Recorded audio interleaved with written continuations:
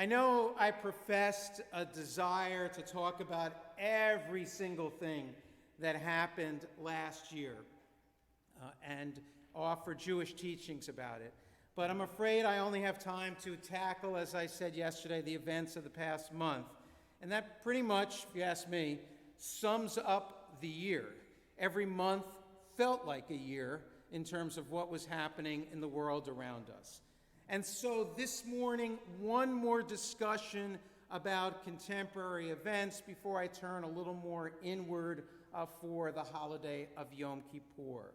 And given the recent decision of the U.S. Supreme Court to let the Texas law stand that effectively blocks access to abortion after 6 weeks, I thought it important to lay out the Jewish view of abortion.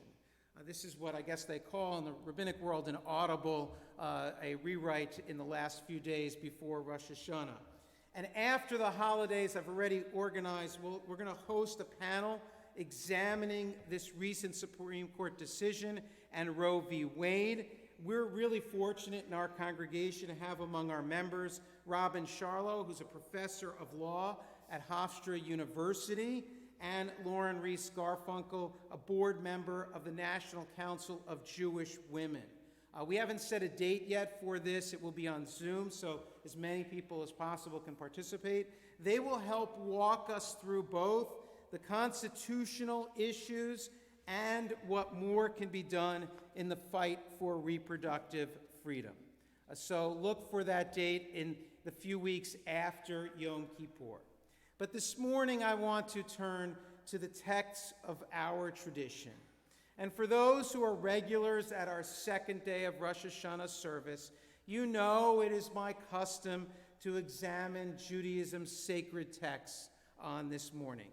And this is what I want to do, to walk us through these texts that illustrate the Jewish view on this Rosh Hashanah morning. Here are the three crucial Jewish texts elucidating Judaism's view of abortion. First, an aside, and I think it's an important note to offer.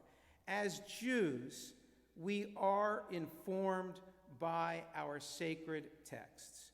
We are guided by their words. We don't just make decisions without looking at the wisdom of those who went before us.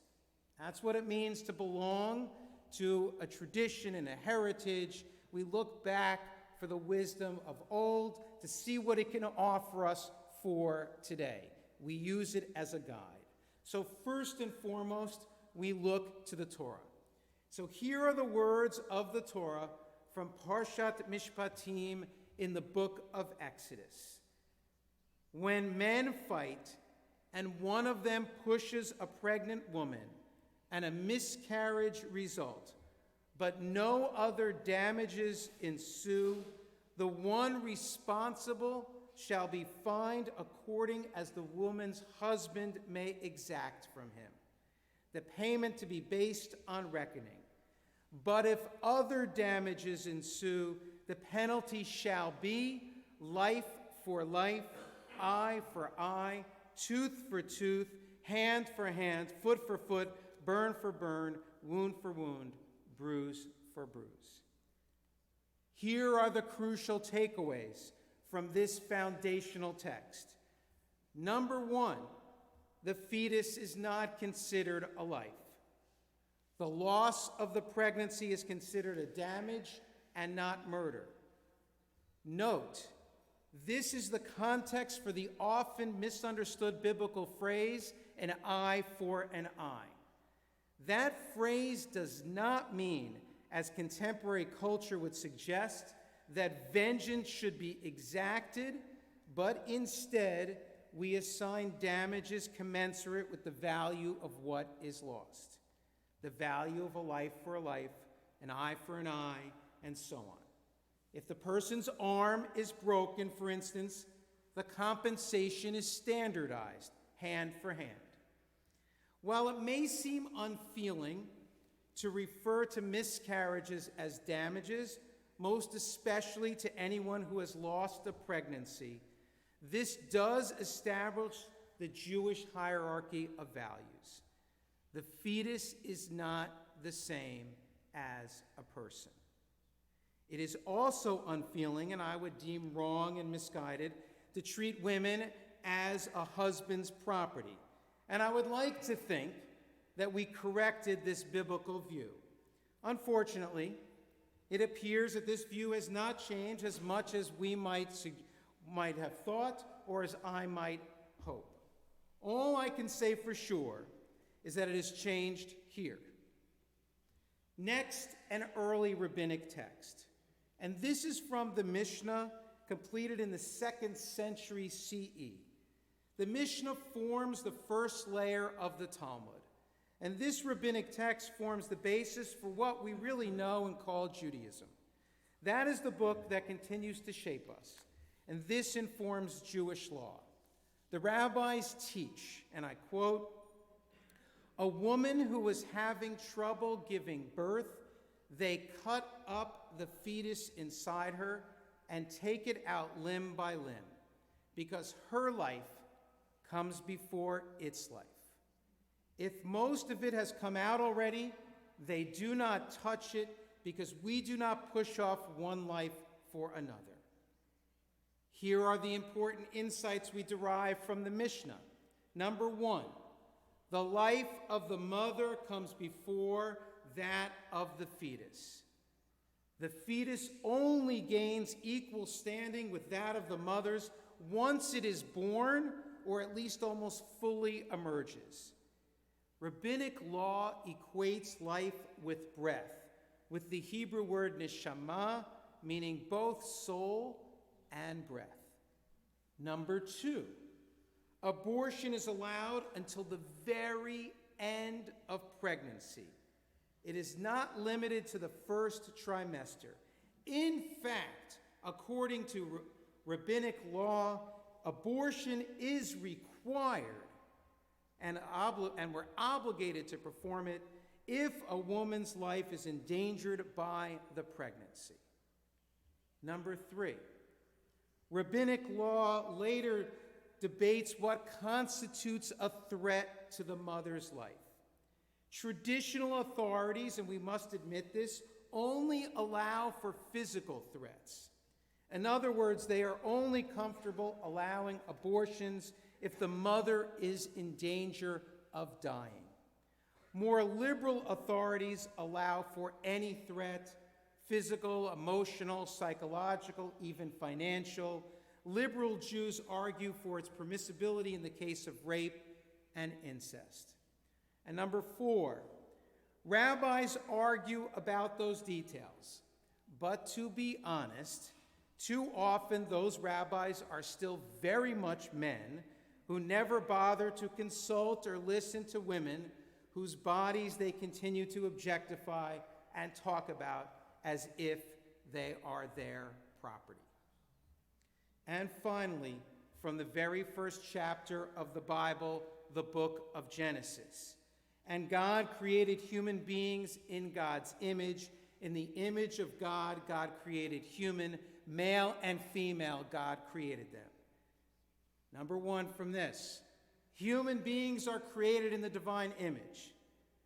Number two, Jewish teaching expounds on this. Our bodies are a reflection of the divine.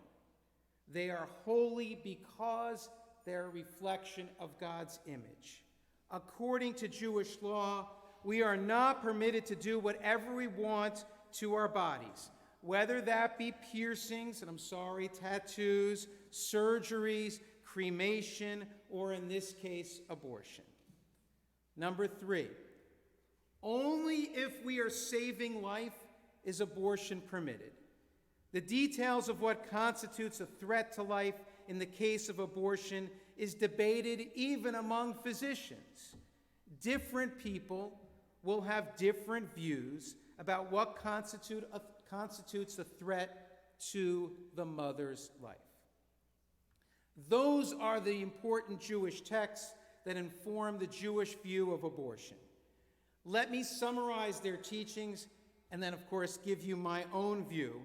First of all, because I'm a rabbi, and second, because I'm a man, and so I'm going to tell you what I think is right.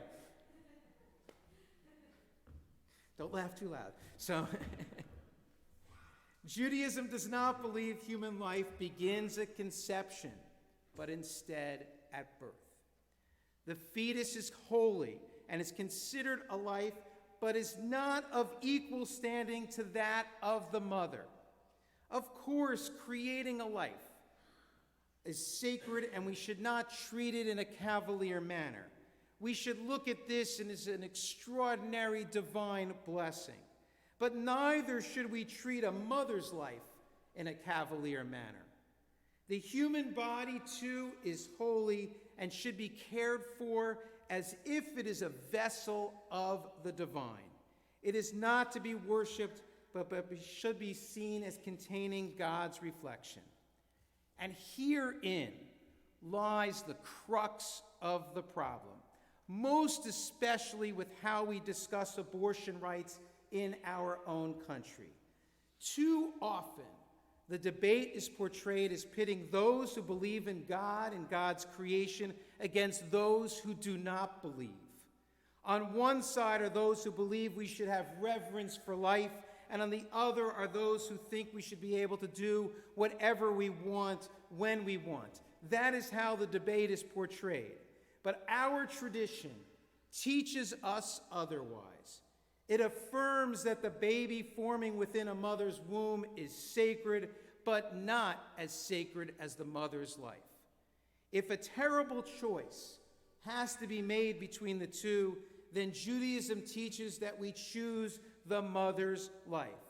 Of course, every situation is nuanced and complicated, which is why we should leave such decisions to a woman. Ideally, she would be able to consult with a partner, but let's be clear, she can better navigate and assess what the dangers to her own life might be. I hope she might be informed by the advice of doctors and the wisdom of her own faith. I believe in life. First, that of the mother, and second, that of the fetus. And that, to me, is an obvious hierarchy. It is what my Jewish faith teaches me. And my primary objection to the state limiting access to abortions is that it is forcing upon women a religious worldview different than our own. It is insisting that women must carry burdens and consequences of a faith they may or may not believe in.